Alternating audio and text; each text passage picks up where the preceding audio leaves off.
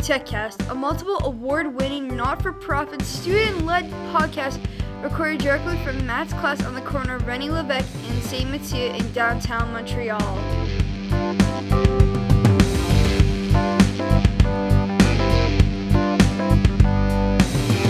Welcome to the 6th episode of TECCast in Season 4. We are glad that you are joining us for this incredible episode.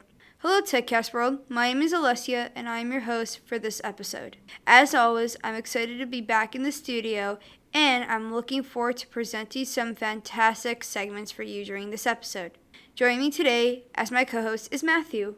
In today's episode, we will be sharing some weird true stories from around the world. You will also be shocked and surprised with what you hear. Also, we are interviewing a very special guest in the second segment. The interview will be focusing on the topic of work and careers.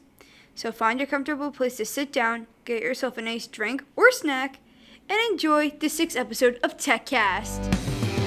Thanks, Alessia. I am so pleased to be co-hosting with you for this episode. This is my first time co-hosting on TECCast, and I'm very excited to be in the studio behind the microphone. So, let's get the first segment started, Alessia. We are now going to share some unbelievable true stories that prove that life is sometimes stranger than fiction.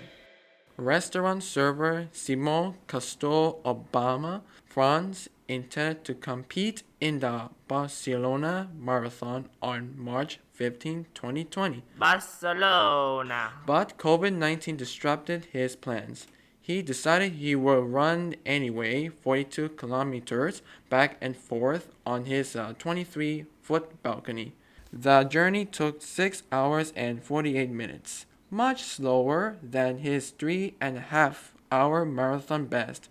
Yet, he shared the success on the social media and inspired housebound runners around the world to take to their stairs, gardens, or balconies to stay in top form. When police officer Rick Morgan pulled over an SUV going about 51 kilometers per hour, drifting across lanes on Highway 15 in Utah in May of 2021, he expected to find a driver who was severely impaired or having a medical emergency. Instead, Morgan discovered a 5-year-old boy balanced on the edge of the driver's seat, his feet barely reaching for the pedals and his head just clearing the dashboard. The child, who had taken the keys to the family car while his teenage sister was napping and driven 3 kilometers across town before getting on the freeway, later told the puzzled officer that he was planning to make it into California and buy a Lamborghini while only having $3 in his wallet. I mean, at least he was driving the right direction. If you're visiting Fukuoka, Japan, on a budget, there's a hotel that has you covered. You can stay for only 100 yen a night, about $1.20 Canadian. The catch, visitors must agree to let the hotel live stream their stay on its YouTube channel. So far, more than 500,000 viewers have tuned in to watch strangers sip tea, read, and once watch a guest attempt to play Twister by himself. Don't worry, the bathroom is private. They say you need to make a strong first impression during a job interview. A young man applying at a Subway restaurant in Edmonton, Alberta, did just that when his mother literally crashed his interview. What? Last October, while her son was inside talking to the manager, the mother dozed off in her car and accidentally hit the gas pedal, sending the car straight through the restaurant's window. The crash happened just feet away from where the interview was taking place. Thankfully, there were no injuries except maybe the poor kid's job hopes. Oof. Police officer in Florida got a call they weren't prepared for in August. A raccoon was stuck in a vending machine at the local high school. Students and staff spotted the creature behind the glass, looking guilty, although the raccoon appeared happy in vertical snack heaven. The vending machine was wheeled outside and forced open, and the masked bandit eventually emerged snack-free. Next time, it will need to bring a change like the rest of us. Early rising commuters on Tokyo's Tosei subway line were rewarded early this year with a gift. Free noodles. Soba noodle shops, a staple in Tokyo's metros, were offered the hot breakfast to those who were able to drag themselves to the station before 9 a.m. We believe it's not easy to wake up early in the morning when it's really cold outside, said the metro authorities, whose main motivation was to decrowd rush hour. In fact, we got a suggestion for Canadian transit systems, free Montreal bagels. Thanks, Matthew, for co-hosting the first segment with me. It's hard to believe what things happen in life. We certainly do live in a strange world. Moving on, I now have the pleasure of interviewing a very special guest. The topic of the interview is going to focus on work and careers. Hi, Malcolm. Welcome to the TechCast. I really appreciate you joining me in the studio today. How are you feeling about being on this very popular podcast? I'm very excited to be here. Thank you, Alessia. Okay, let's get started.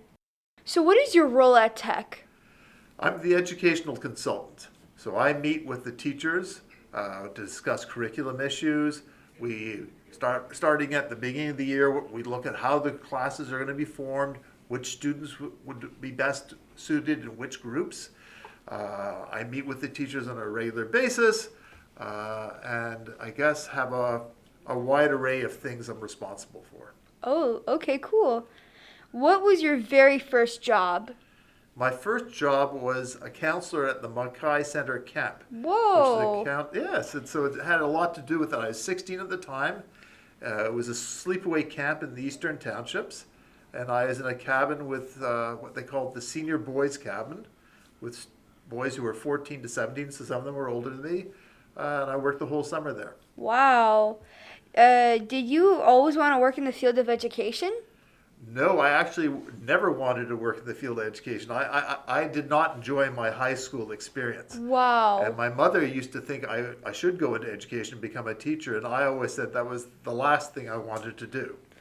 But then as I got older, I started to realize that all the jobs that I enjoyed doing involved working with young people, like yourself. And I started to realize that maybe my mother was wise and I should reconsider. And that's what drew me back into education. Wow. It's funny how sometimes the tables do turn. Indeed. What is the most important lesson you learned over your career? I think for me it was to take the time to listen to what people are saying. I have a tendency sometimes to talk over people. I can be quite opinionated. And I want to make sure that when I'm talking with people that I'll actually listen to what they're saying and take the time to respond appropriately. All right. What is one piece of advice you give someone starting out in their career, like they're just starting out? To take the time to really get to know if it's a good fit for them. Okay. Who has been your most important professional mentor? In my case, I'd say it's been the three principals I've had the pleasure of working with over the years. When I first started out in the English Montreal School Board, I was very lucky to work with two different principals, women at the time, who took me under their wing and took a lot of time checking in with me, coming in and sitting in my classes, and giving me very good constructive feedback as to things I could work on, and just generally checking in. And then when I came over to Summit School, I was very lucky to work with both Gloria and Herman, who did the same thing when I was here. That's so nice. What is one lesson your job has taught you that you think everyone should learn at some point in their life? For me, I think it's the importance of sticking with something. I think we all have a tendency sometimes to throw in the towel a little bit prematurely when things don't feel like they're going the right way. My first year teaching I had a very challenging class, grade 1 students, many of whom actually ended up at Summit School years later. And I think initially I thought, well, maybe this really isn't for me. But I luckily, again, that one of those principals took me aside and convinced me that no, I was doing very well and I was being a little too hard on myself. And the following year she gave me a slightly older class, and it made all the difference. If you could start your own business tomorrow, what would that business be? I think I'd like to go into some sort of group home. Working with people setting up a group home in a slightly different way than summer houses than how some of them are structured right now. That is amazing. What occupation, other than your own, would you like to try?